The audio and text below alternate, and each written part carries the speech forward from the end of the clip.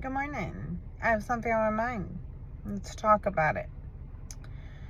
So, this past year has been really hard, and there's been a lot of heartbreak and heartache and trust issues and so forth. But what doesn't I feel like doesn't really get talked about through the heartbreak, the hurt, and trying to heal and move forward from that, and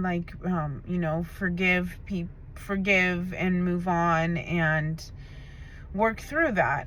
What doesn't get talked about is kind of the residual effect of that heartbreak. For whatever reason, I find it so much harder to forgive myself for the situation than the other person that hurt me. I find it harder to trust myself, to trust my instincts, to trust me, to even value myself more. Like I find it very difficult to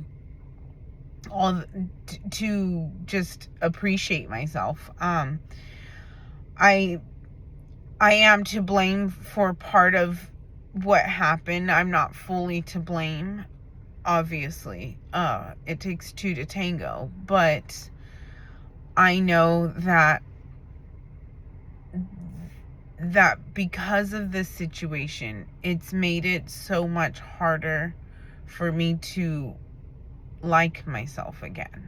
I've always kind of had issues with liking myself and having, good self-esteem or good view of myself. I've always had issues with that, but it's like this whole situation has made it so much harder to get back to that place of even just being tolerable of myself. I'm not there anymore, and I'm realizing the more I go through this journey and speak with my therapist and try to work on me and really healing me, that there's a bigger ripple effect of the situation than I thought.